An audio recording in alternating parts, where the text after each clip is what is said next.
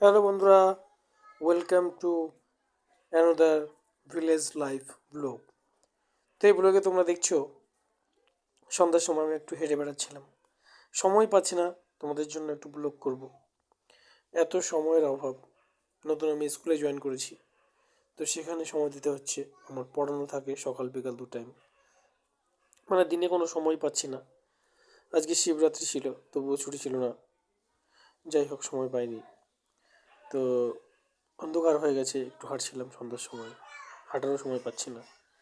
তো ঘুরে ঘুরে দেখছিলাম চারপাশটা, রাতের দৃশ্য।